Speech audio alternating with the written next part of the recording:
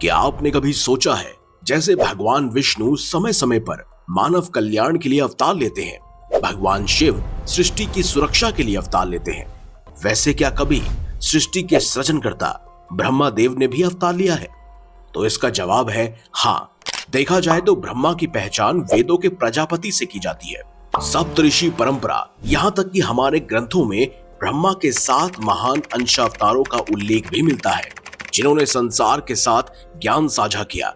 और यकीनन आप में से 99% हिंदू भगवान ब्रह्मा के इन 7 अवतारों के बारे में बिल्कुल भी नहीं जानते होंगे।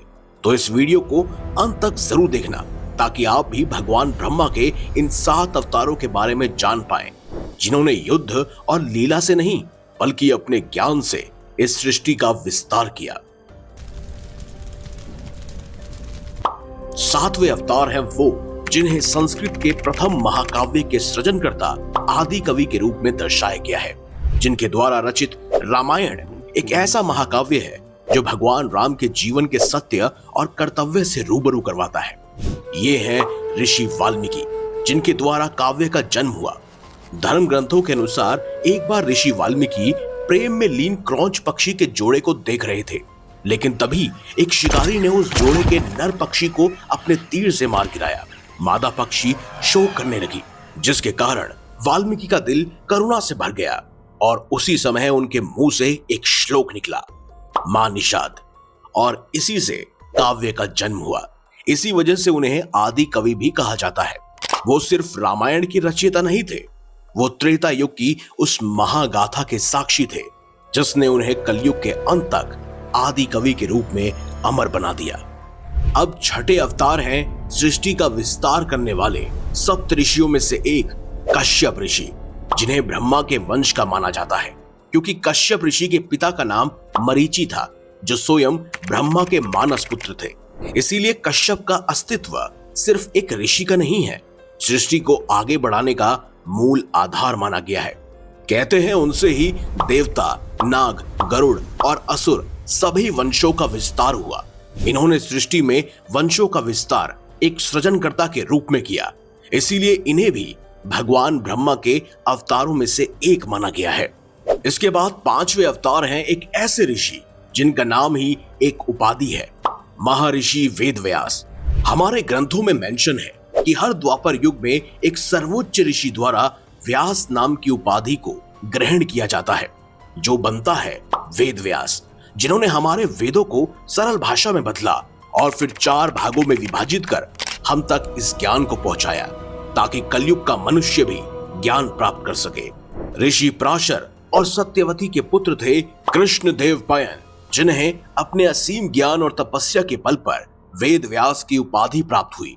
इसीलिए वेदव्यास केवल ग्रंथकार नहीं थे, वे युगों के ज्ञान संरक्षक थे और खुद ब्रह्मा, जिनसे ही ज्ञान का विस्तार हुआ है, वेदव्यास उन्हीं के अवतार माने जाते हैं। चौथा अब वो अवतार है जिसे विधि का संरक्षक और आराधना का नियामक कहा जाता है, क्योंकि संसार और ज्ञान विस्तार के बाद जब पूजा की विधि खुद एक रहस्य बन गई, तब ब्रह्मा का एक और रूप प्रकट हुआ, वाहन अवतार। वही अवतार जिसे नैमिषारण्य से जोड़ा गया। कहा जाता है कि भगवान विष्णु ने स्वयं इस अवतार को पूजा का रहस्य सिखाया था और इन्हीं से पूजा विधि का ज्ञान पूरे संसार में फैला। अब तीसरे अवतार हैं वो जो काव्य बनकर धरती पर उतरे, और उस रूप का नाम था कालिदास, महान संस्कृत कवि, जिनकी रचनाओं में भारतीय दर्शन की आत्मा बसती है। अभिज्ञान शंकुतलम, मेघदूत, ये केवल रचनाएं नहीं बल्कि जीवित सृष्टियां थी। ब्रह्मा ने जिस प्रकार सृष्टि रची, उसी प्रकार महान कवि कालिदास ने उस सृष्टि को काव्य बना दिया, और आज के कलयुग में भी इनका बहुत नाम है। यहाँ तक कि बड़े बड़े कवि भी इनकी किताबों और इनके काव्यों को पढ़ते हैं, ताकि काव्य की संरचना को वो जान सके।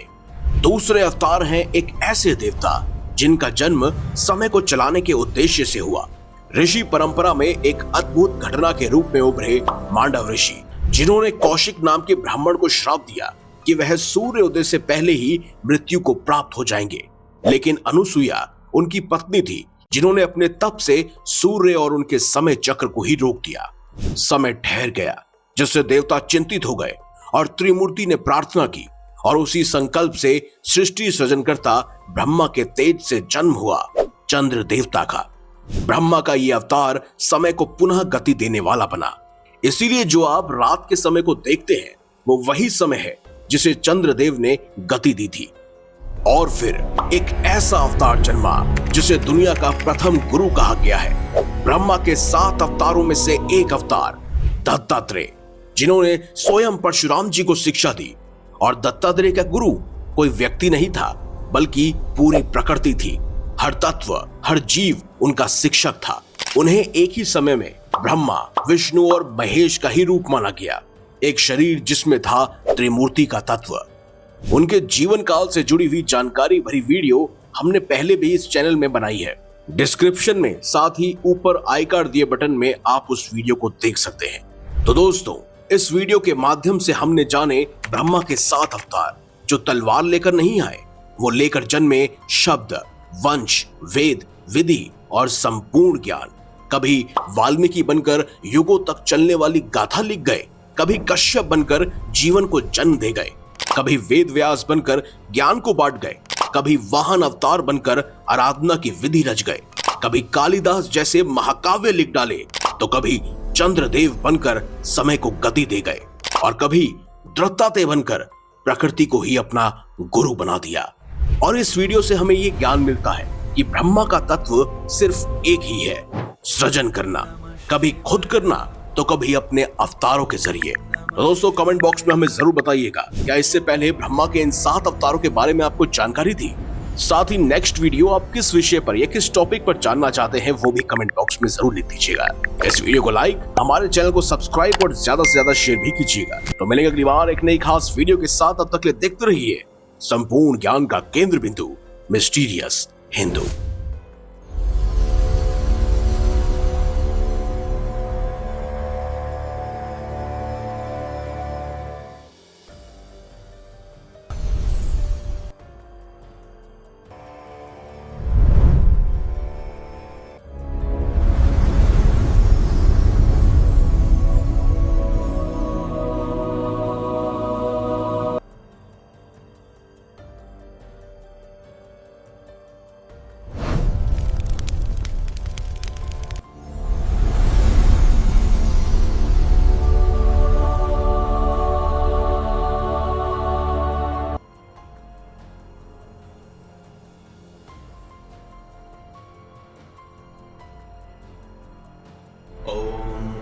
भूर्भुवः स्वः तत्सवितुर्वरेण्यम्